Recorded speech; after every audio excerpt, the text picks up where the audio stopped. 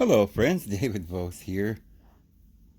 Well, it was a beautiful day here in Oklahoma, and it's even more beautiful now because it's gotten cloudy and kind of turning into the evening time and cooled down, a little breezy, beautiful.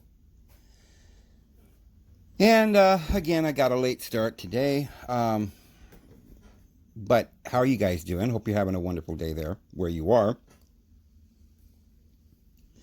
Well, I just turned this thing on as usual and really never know quite exactly what I want to talk about. Sometimes I have something in mind, but I have nothing really in mind at all today. Um, in a sense, I feel kind of disheartened a little bit. I don't know whether my mind is racing, and in the moments of clarity, it says, "What's the point?" But of course, I know that there's a point. But still, it's our mind is full of thoughts. I think it's like a computer. I think I've told you guys before, one of my illustrations I use all the time is you take a circle and you cut it in half. Why? Because you want to make a left part of you want to cut it in half so you have a left and a right. Well, you can't just make a left without making a right. So that's impossible. So you can't go down a pathway and take the left side of the road without being cognizant that you did not choose the right side. So you can't say, I'm going to believe in good, but I don't believe in evil. Because the minute you say something is good, you've already stated your belief that you also believe in evil. Or I should say something opposite of good. We'll call it bad. We said evil the other day might not be a good choice of words because that connotates something very bad that doesn't exist in the universe. But darkness and light exist together, good and bad, and up and down, and right and left. If we're using evil in the sense of bad, then it's fine. But so here we go. My mind's already working here, and I'm putting forth this axiom, and I'm saying, okay, so in your mind, in order to come up with thoughts, in order to know what you want, you immediately get choices. Like you say, well, I don't know. What do you want? You woke up, you say, what do you want, Dave? What do you want to do today? Well, you immediately see options, left or right. You may choose the left, but you still have thought about the right. So you may choose to do what is good, but you have to think about what is bad first. You have to at least picture it, and then if it's abhorrent, you don't do it. Or if it's unpleasant, you don't do it. Unless you like unpleasant, I guess. But so, I think that what happens is that for some people, they have this goal that's in their mind. And they don't pay a lot of attention to the other thing. Like, you'll make it or you won't make it. They don't really consider that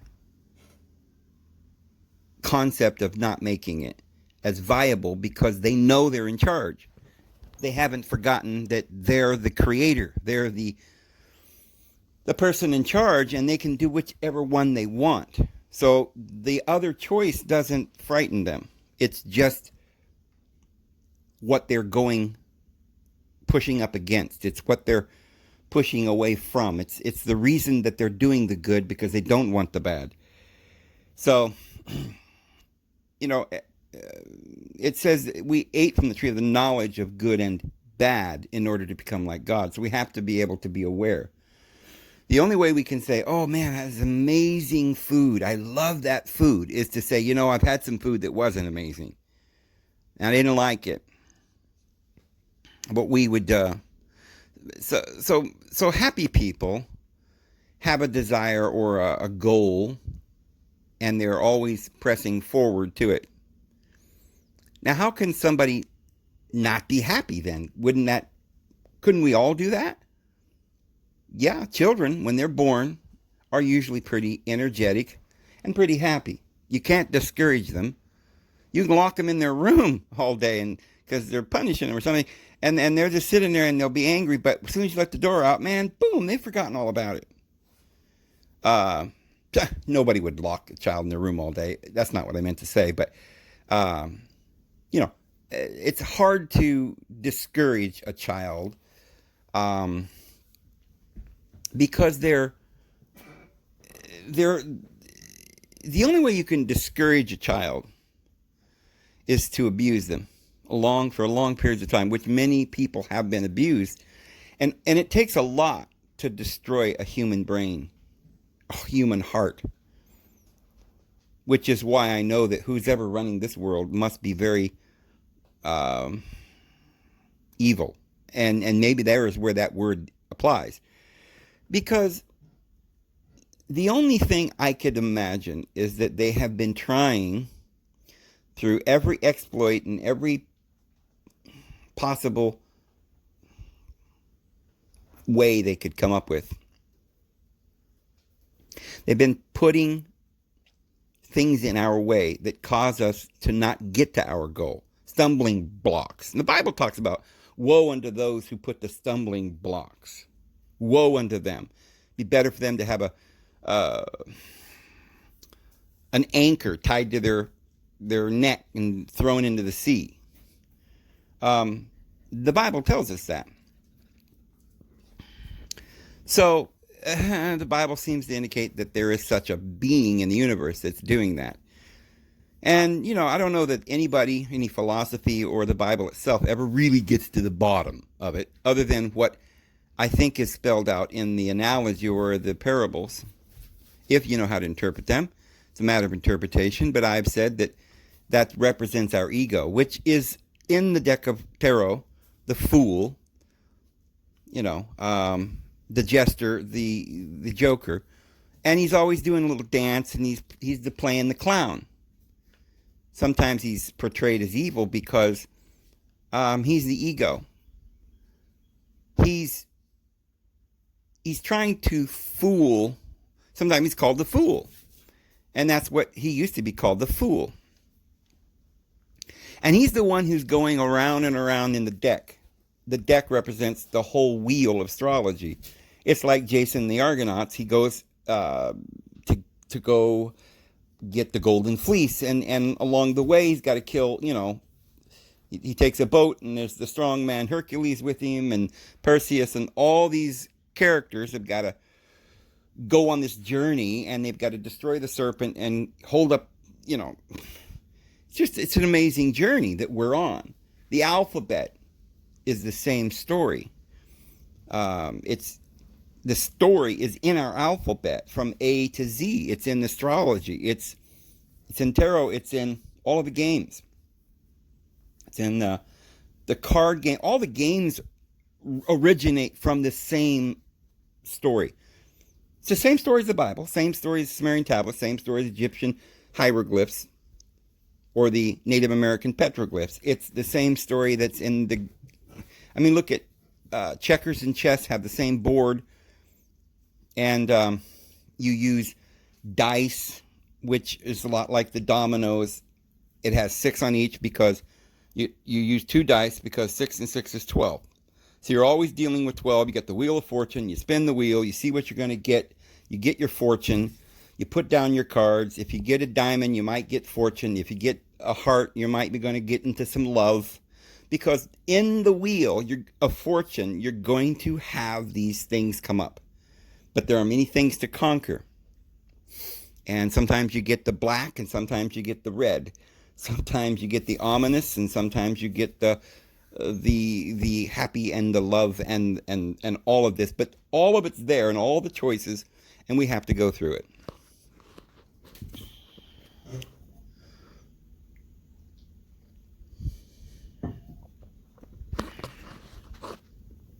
It's just part of life. But the fool, who could play such a part? Who is this devil? Who is this fire-breathing, two-horned, pitchfork-wielding, red Beelzebub? Well, he's no other than yourself, the fool. You're the fool. And you keep playing the stinking game. And you keep making the choices based on,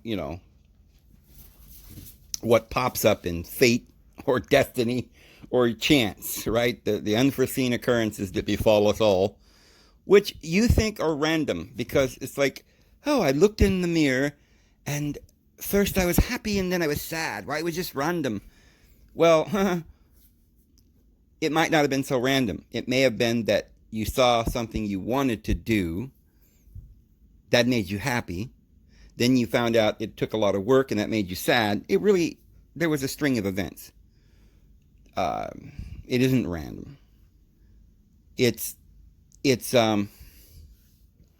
well, I mean, they might be random in that sense, but they're not necessarily your destiny because if you're going to follow a game where you got to throw the dice, you're going to end up probably going down a lot of roads you didn't want to go. If you think the world is about rolling dice, if you think the world is about destiny and love, so long as you see, the only reason why you're playing the game is you might get a diamond, you might get fortune, you might get love, but you see, you might also get executed. You might you might fall down, you might get hurt, but you do it for the lust.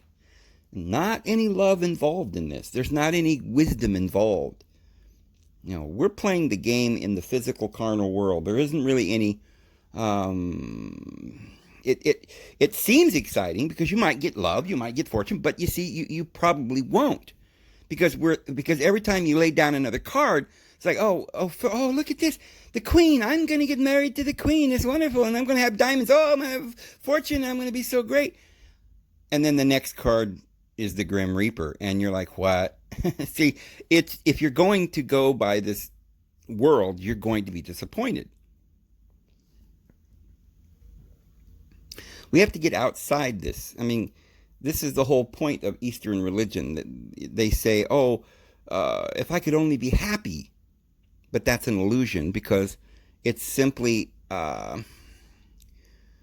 you trying to be something.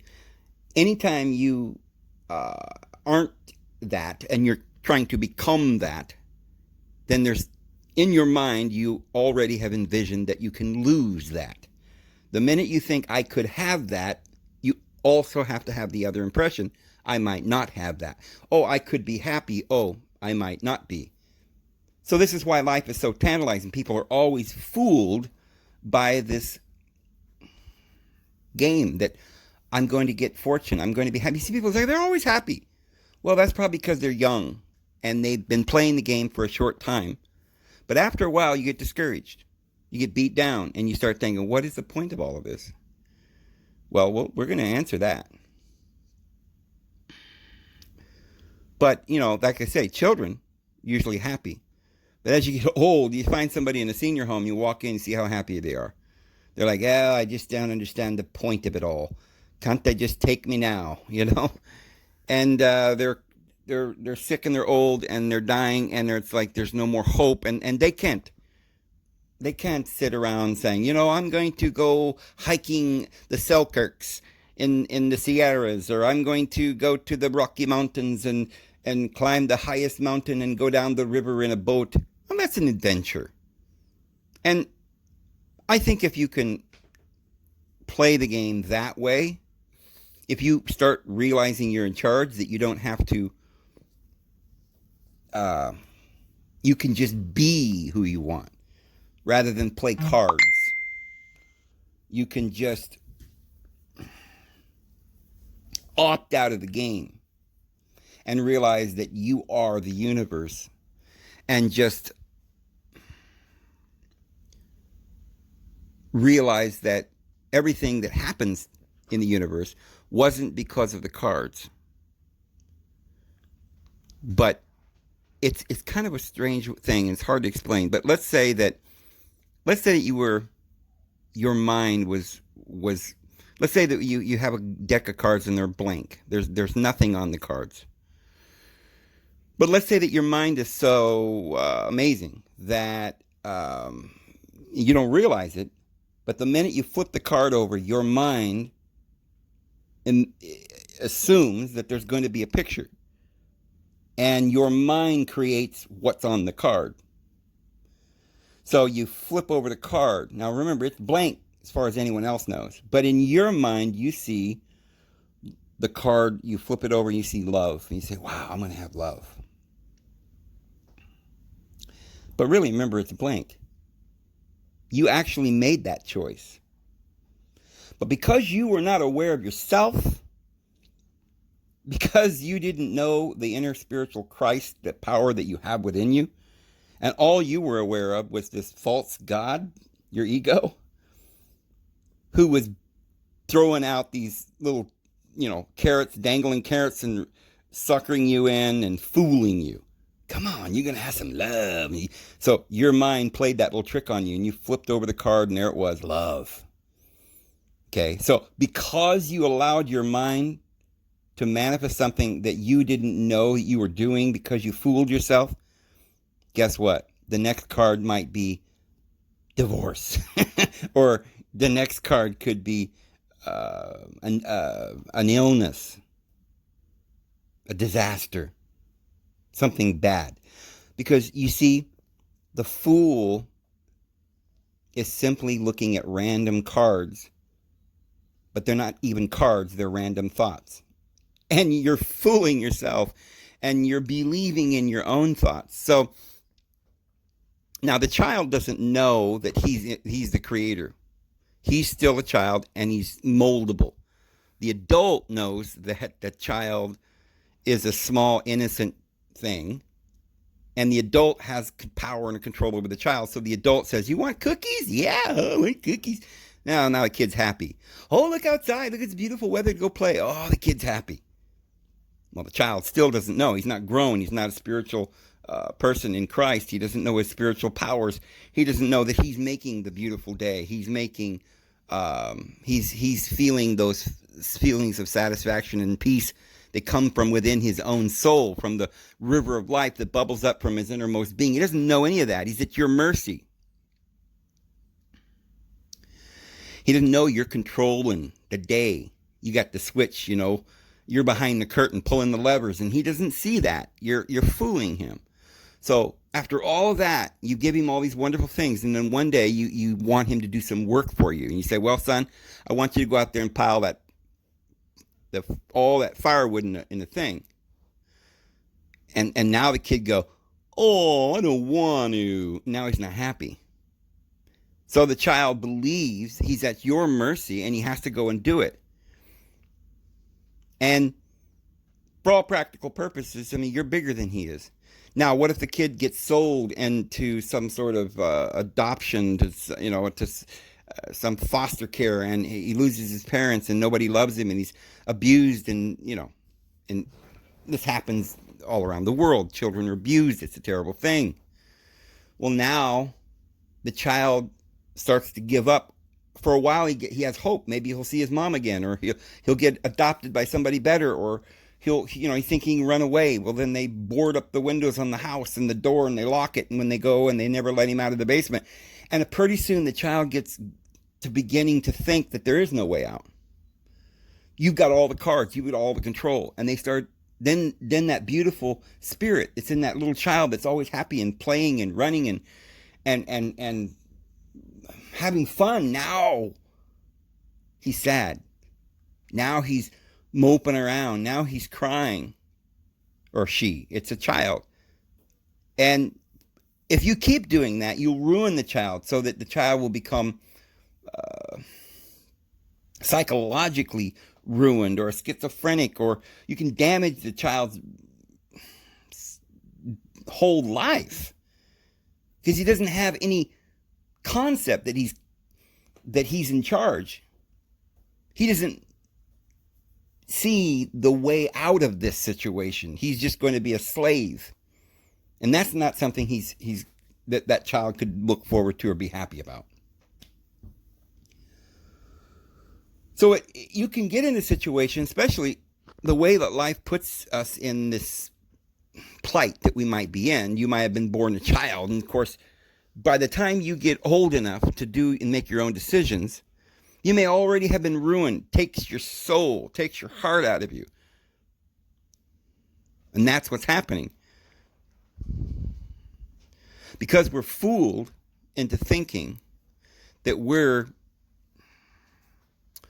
and I could say, I don't even know if, you could say that we're just fooled. But is that child just fooled? No, because the child really is small and is at the mercy of this adult person. And sometimes, and there are other situations where people are at the mercy of other people. Now the government has power and control over all of us, and we're at their mercy. It makes us unhappy. We don't have that freedom, and that makes us unhappy. And it's real, right? Unless, what if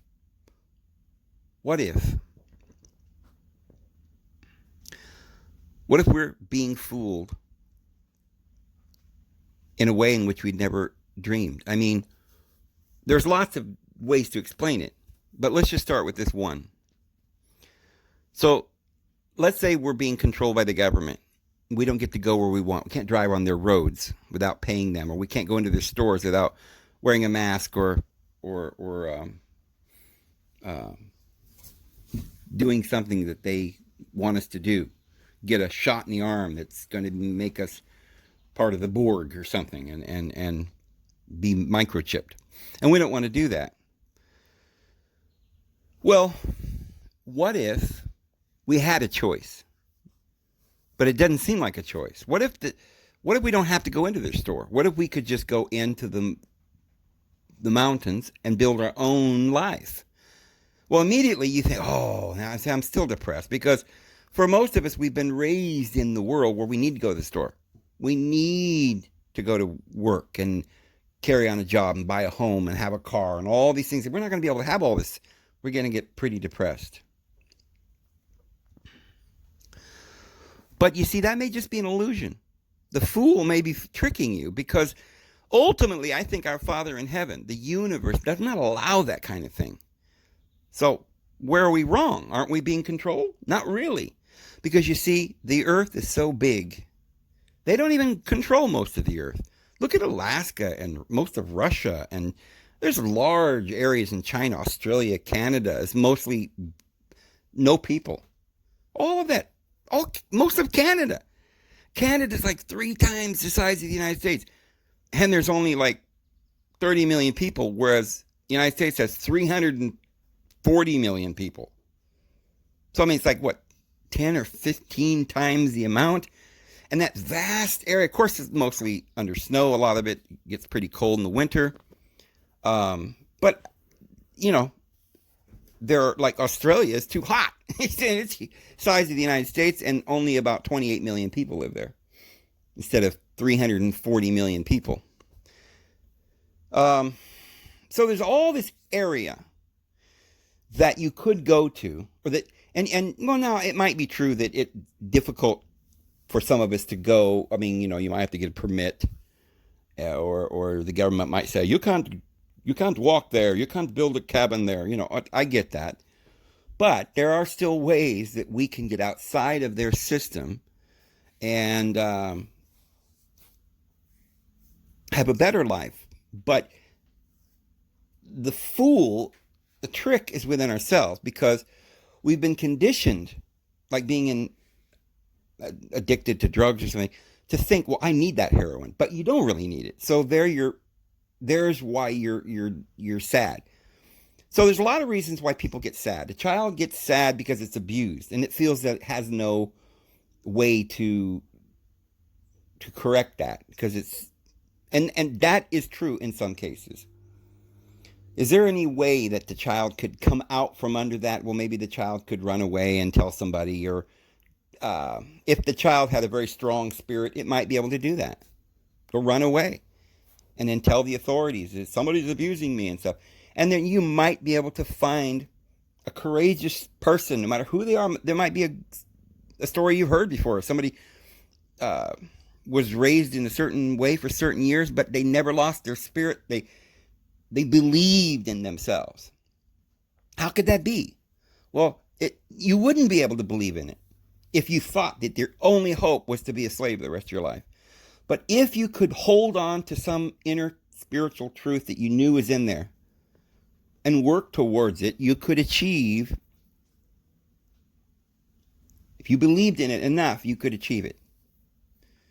I believe that if anyone who believes in hopes enough will find that love never fails, that hope leads to faith, and faith leads to knowledge.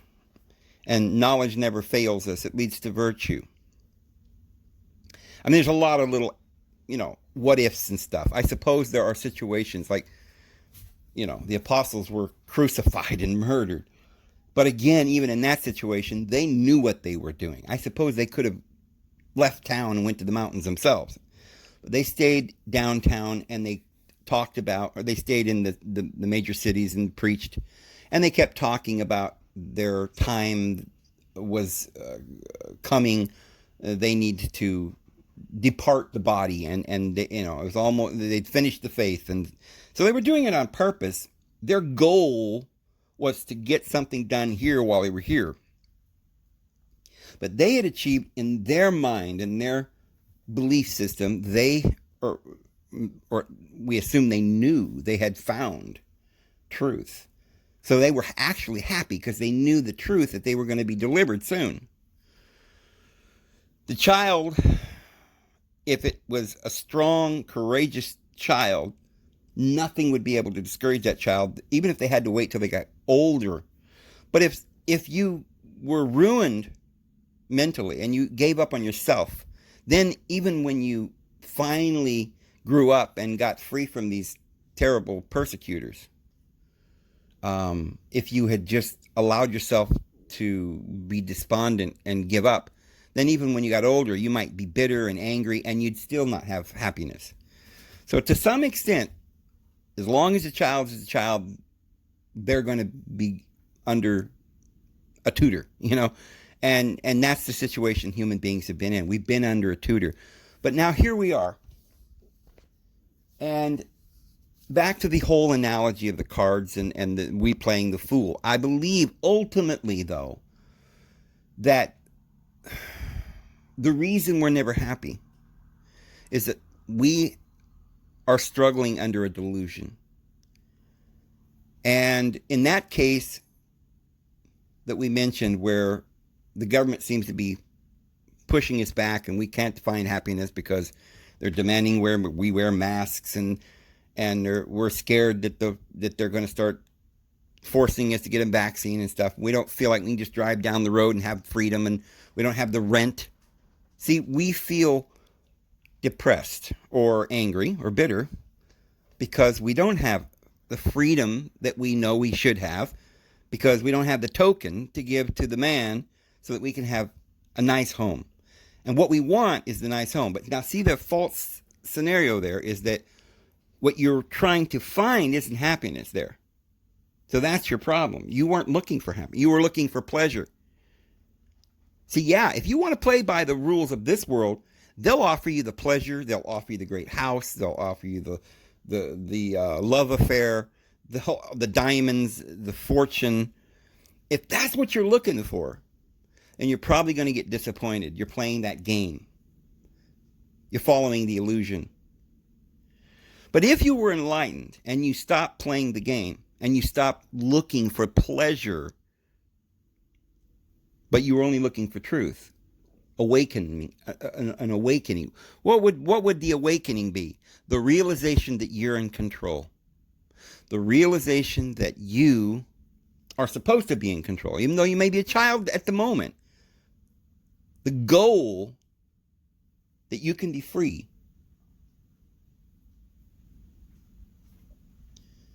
can give you happiness, because you're no longer disappointed because you didn't get the fortune, the lust, the glamour, because you're not even looking for that anymore. All you're really looking for, because for somebody who's a child of God and knows who he is, time means nothing.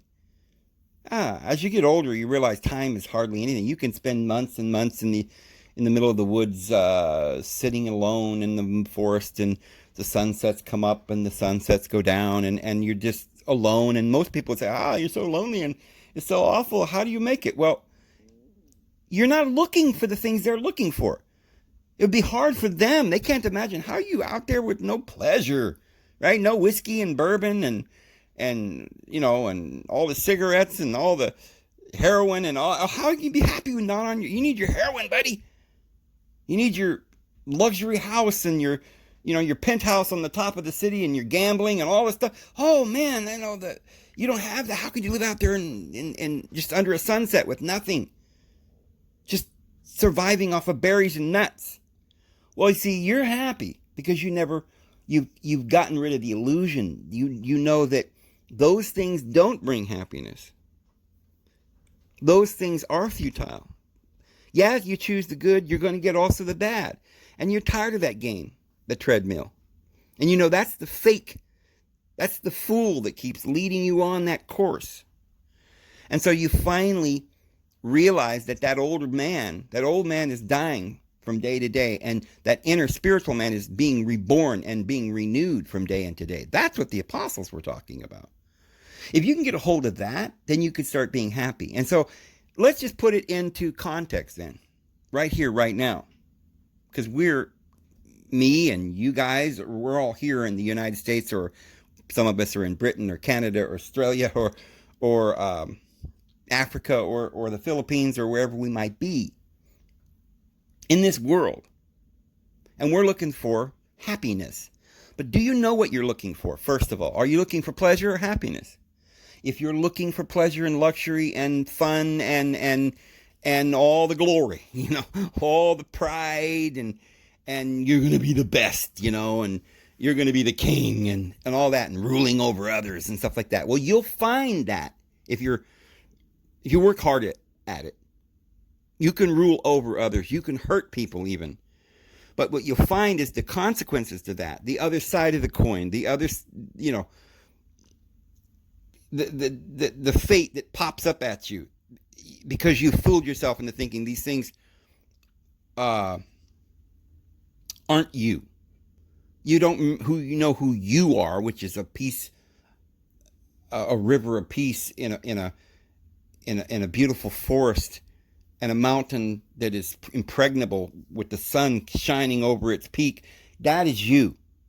That is your thoughts. That is who you are. That's, if you wake up in the morning and open your eyes and wonder what you're going to see, what are they going to do to you? You're the victim. Then your mind's going to come up with some monster. Some days you might have good, I get something amazing and I get to rule the world for a day. But then the consequence comes, because that's how it works. Because you're just going randomly. It's not who you are. You don't know who you are. But let's say you get rid of that and you just finally wake up and realize one day, this is who I am. I am peace. I am the way. I am the truth. I am the life. My cup is well filled.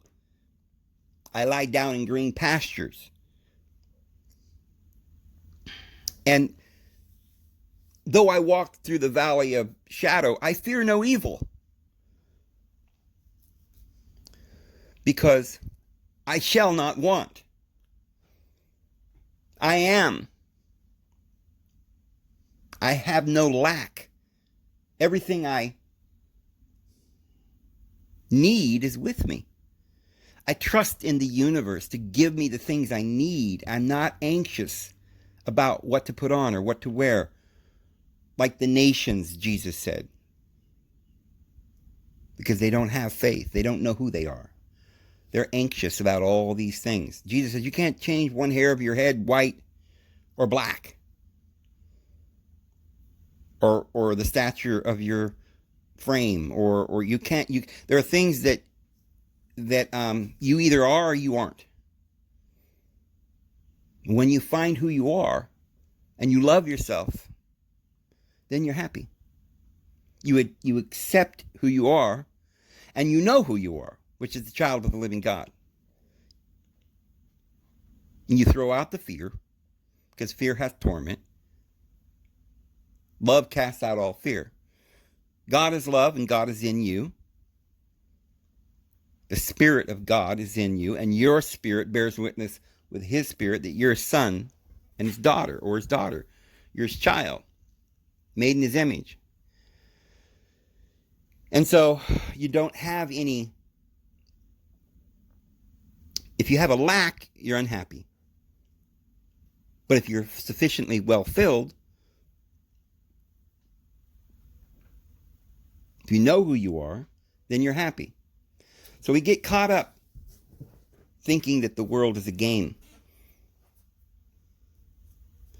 thinking that there's a goal that you're supposed to reach.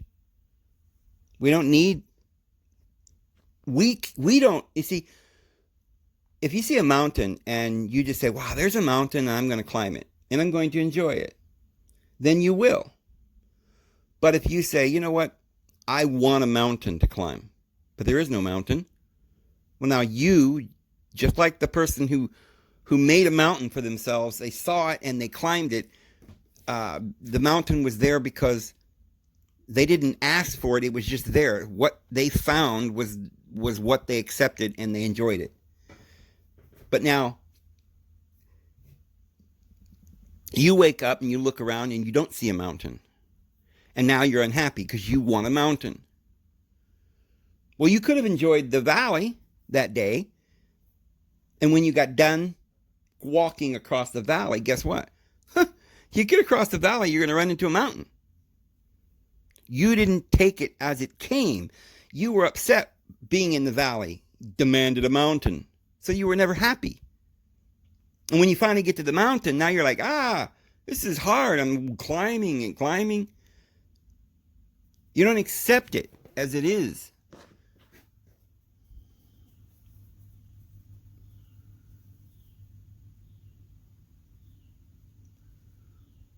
You're pretending that you don't understand this world. You're playing the fool. And you're never happy.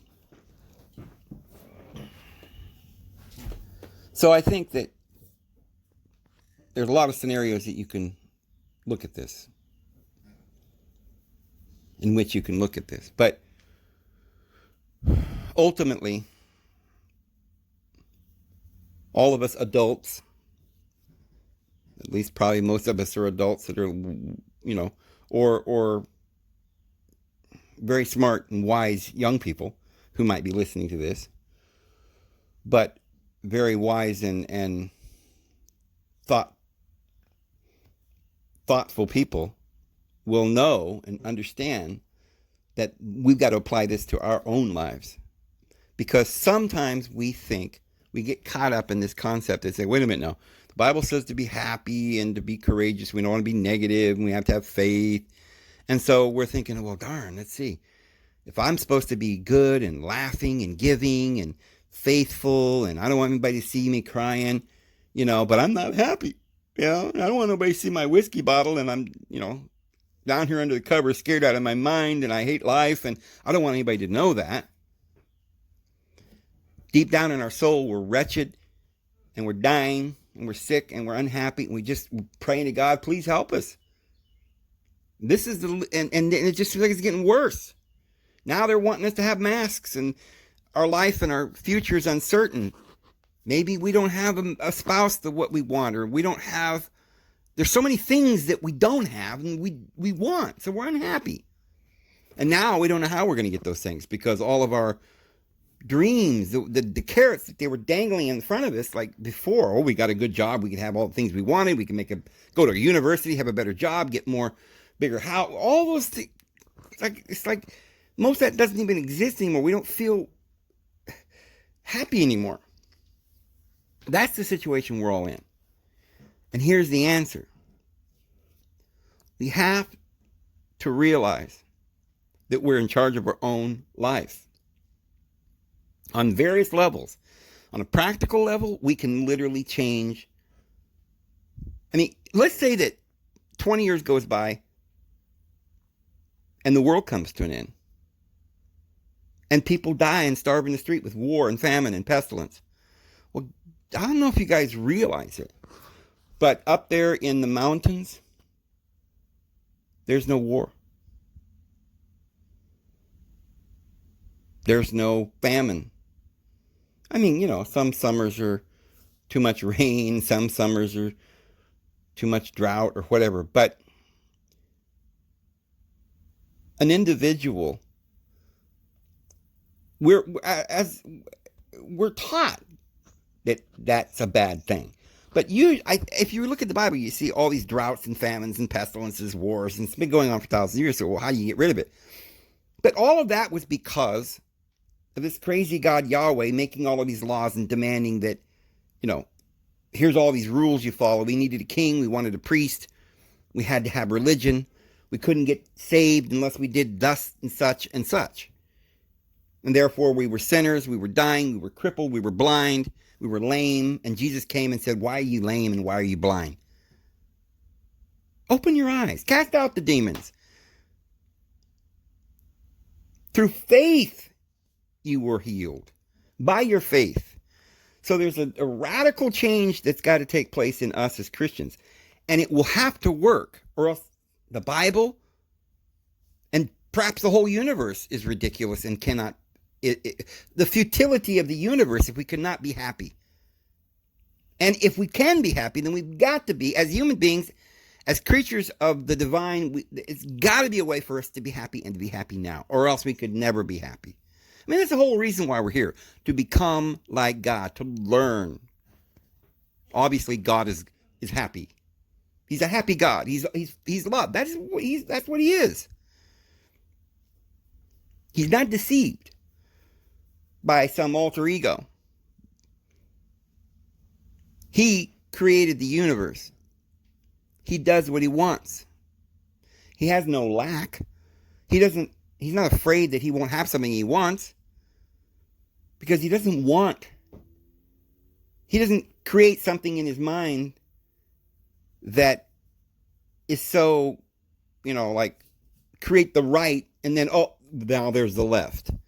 He doesn't create something that's so pleasurable and then there has to be the opposite, which is pain.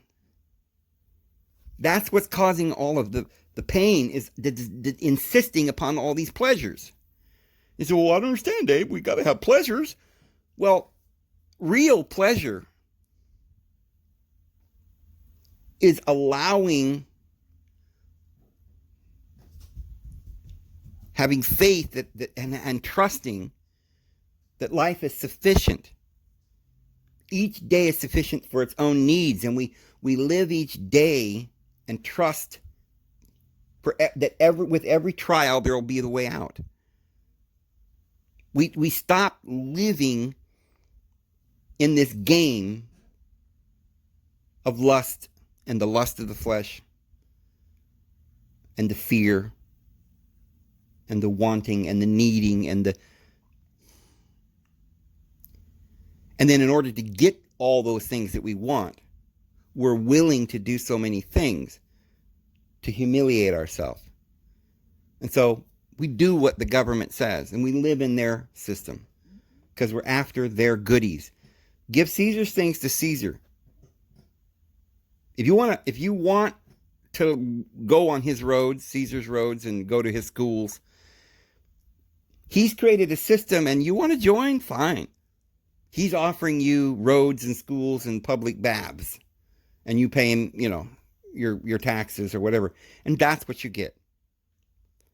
But why are you asking Caesar for anything? Give the divine being's things to the divine being, because you can live in his world too. And he's love. He doesn't ask. He provides everything for you. And you're his heir. And what you see your Father doing, you can do also. You can be a creator, a co-creator. He's giving you this freedom, this divine freedom, which gives us happiness. So we're not depending on waking up in the morning and seeing what manifests from our deep lust and perpetual this inner gnawing pain that we want. And then if it's not there, we're disappointed. We don't leave it up to that so that we'll do anything to get it. We'll even join the military to get a wage, to learn a career or whatever. We'll go kill people in order to get these tools so that we can have this wonderful life. We'll even wait 40 years until we're old so we can retire and get all these goodies.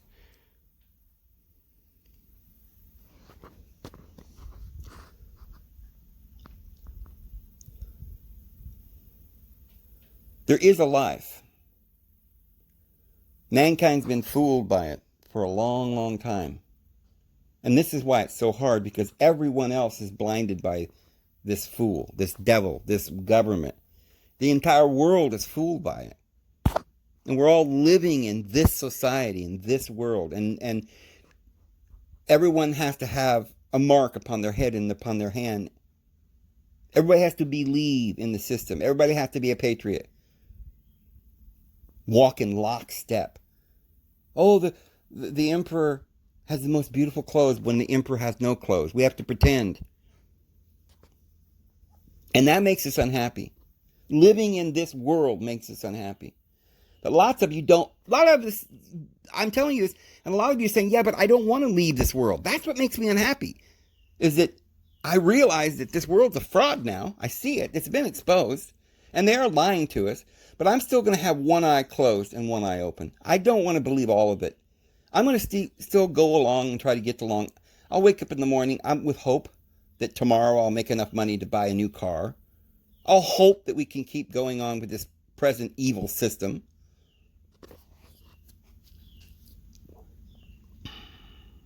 I'm at the point where I think the most important thing we can do is get out of this world. I think the time has come where some of us have got to wake up and realize that we can't live in this system. That system is bad. This system is bad. We can't find happiness. And I think we can do it in our personal lives without everyone else doing it. I mean, ultimately, some of us have got to get together and do this together and live in communal orders and live in peace somewhere. But even on a personal level, just let's say you don't have that. You're stuck in the world with a 9-to-5 job, and you're done. You want to get off the whiskey. You want to get off the cigarettes, and you want to start living a life that's happy. But you look at that life that I'm describing, like living out in the woods and camping and watching the sunsets go up and drinking homemade wine and making wholesome food and picking berries and nuts. And you say, yeah, that sounds kind of good, but I know I'm not going to be happy out there without my television and without my flashy car and all this stuff. That doesn't seem like a solution. I'm not going to do it. I'm going to keep struggling. There's got to be an answer. There is no answer. In this world you shall have tribulation, Jesus says. And that's a fact, Jack. If you don't want tribulation, you must get out of her, my people, if you don't want to share with her in her sins. And so, either as a group, which is ultimately what we have to do, all of us, that's what our goal is. A bunch of us have got to finally wake up and realize we've got to get out of this system. But even if it's just you, yourself, and I, you, yourself, and yourself, or whatever, and you're all by yourself, and no one else is thinking about waking up, and you just started thinking about it, and you say, okay, what am I going to do? I got no one else to share a life with. I can't go out in the woods by myself. Well, these principles that I'm talking about are still valid, and they can still be used, because ultimately,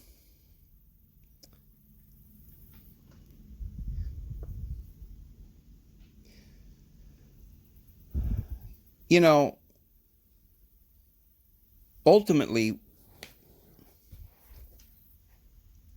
can apply all of this to your life. even if you're not doing it with other people, you can start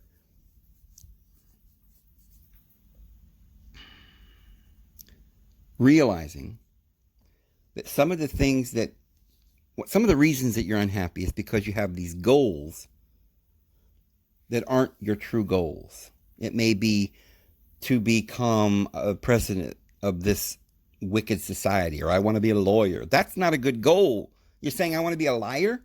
I want to be a thief? I want to participate in the devil's world? That cannot be one of our goals. We have those goals with or without the community. Just you personally, us personally. We have to start learning to give up those kinds of goals. We have to start realizing that if we're going to get the high out of the cocaine and go to that extreme pleasure, then we're going to come down. Whatever goes up must come down. We're going to have the lows if we're going to insist upon those highs. Those highs aren't the good life. Those highs are what causing you the pain, the depression. If you can get rid of donuts, sugar, white flour, bad things in your diet that may give you pleasure when you eat them for a moment, that pizza and all of that, but then you're going to get sick with arthritis and it's shorten your life. You're not going to feel good. You have indigestion. You're going to have acne. You're going to have gout. You're going to have, we could go on and on. You see, you have to reject both. If you want to get rid of the gout and the bloating and the arthritis and the death, then you have to get rid of these pleasurable items that you don't need. And it's funny because you don't need them. I mean, it's funny because you may think you want those things, but those things you don't need. You may think you can live without those things, but what I'm telling you is the key to life. If you reject those things, you won't have the depression either. You reject that pleasure, you won't have the depression. If you reject that high, you won't have the down, the low. You'll stay right there in the middle. And what's that place there in the middle? That's life. You see, but how can you be happy without the highs? It's a different existence. That most people in this world, in this society, wherever you're at in this world, nobody even knows how to live that way. I mean, we go from extremes. Somebody on meth in the inner cities, and a normal person looks at them and says, "How can they live like that? They're living on the street. They're being raped and pillaged and abused. I don't know how they can get through their life because all that matters to them is their fix. They're high. They're crazy. They're schizo. And they could be well. They can't see it. They've gone over the hill. They can't come. I don't know. It'd take a lot of work to help them come back because they no longer see who they are. They're lost. And we cry for them. But do you see that we're all in that same situation, really? We all got these things that we want, our fixes. As long as we have one of those things in our life, there's going to be some pain in our life.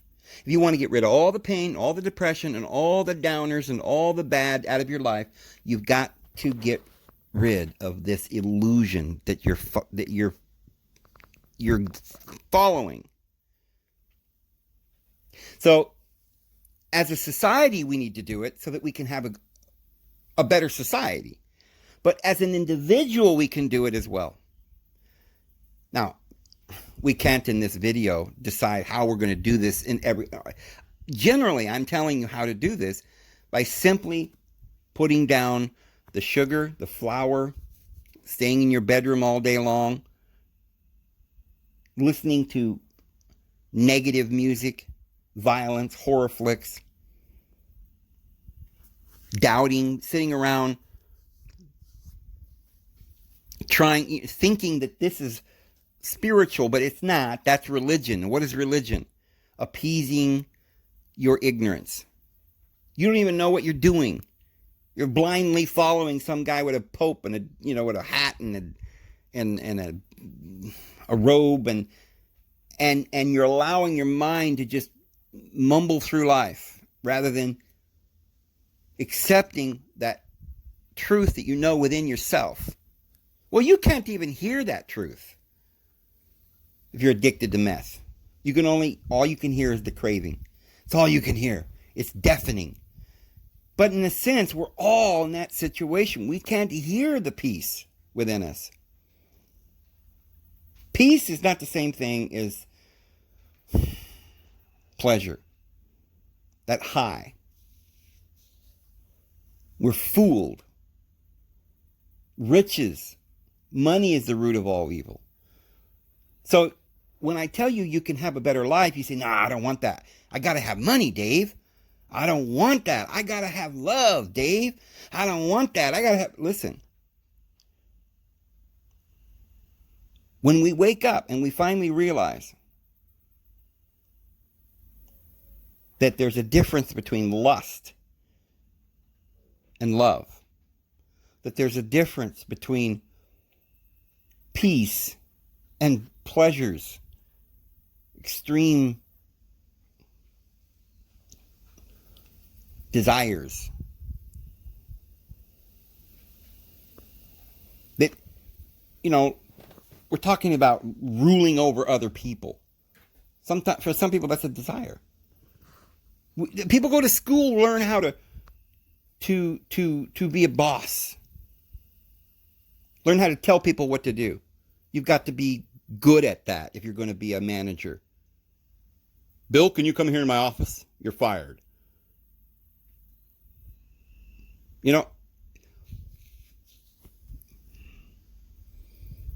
If you think about this is the basic reason why we're all unhappy, because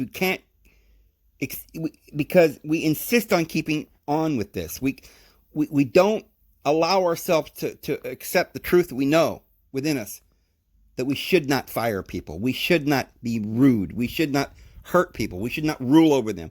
We should not... None of the stuff that we're doing. You say, "Oh, it's just an innocent job. I'm just a lawyer." No, that's a thief. But because human beings don't realize that all these little jobs and things we're doing is wrong, because we're on meth and we don't know that normal people don't desire meth, that this is the reason that we got to get off this addiction. You can't explain to some person in the inner cities that on meth or crack or whatever that they need to quit, or heroin. Maybe when they get to their bottom, you'll be able to. Some people be willing to stop, but they got to go all the way to their bottom.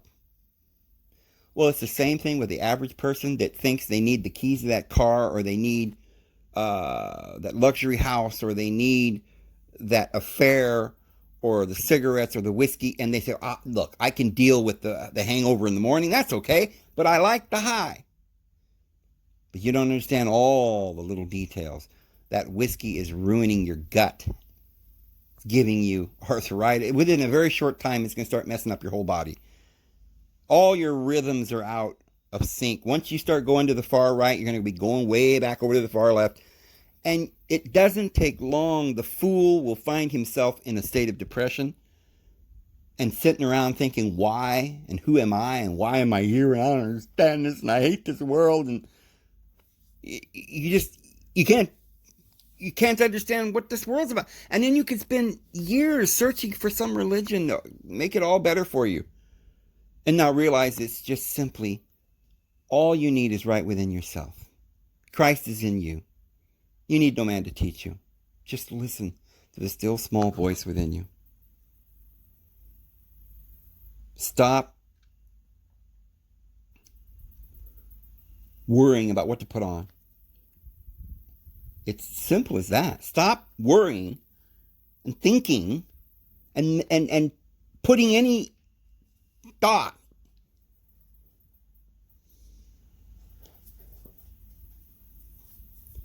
into fear or wanting something that you don't have. Accept what you have right now, right where you're at. And thank God for it. you'll enter into his gates through praise and into his courts with thanksgiving. And when you get into the court and you make your way to the most holy, you can go right directly to his throne. And whatsoever you ask, you shall receive. As long as you don't... What would you be going in there to ask for? Hi, Father in heaven, yeah, could I have a big gold throne? And, I'd like to have it up on top of this highest mountain. And I want all the little peasants to come grovel. Well, that's like, can God make a rock too heavy for himself to lift? I mean, no, he can't. God cannot lie. It says in the Bible, God cannot lie. There's things that God cannot do. And so there are things that we should not ask for. You can, and people do it all the time. And yeah, there are people that got gold thrones sitting on their mountaintop, and that's that's their reward. They've gotten their reward. And now they're going to get their punishment. They've accepted that little high is all they want, to lord it over others. And now that's what you get. But you don't get happiness. You get to be a lord over others and hurt people and then experience the consequences. But you don't get happiness. You don't get life. There's no eternity there. It's too much back and forth. It's up and down, heaven and hell, rebirth and round and around and around. You got to live, you're going to die. You live and you're going to die. There's an extreme life that you can live, and if you do it wrong, you're going to die because you're under the illusion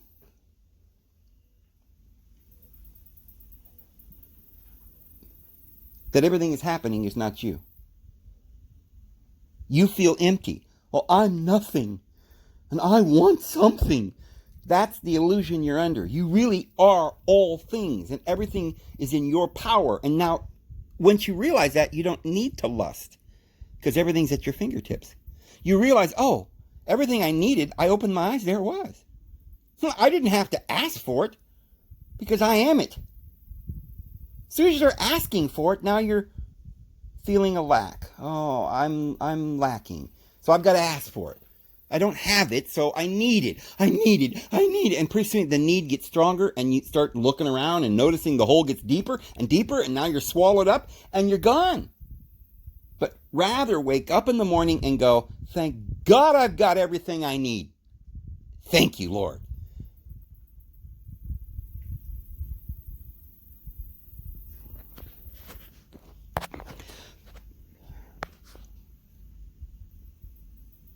It works.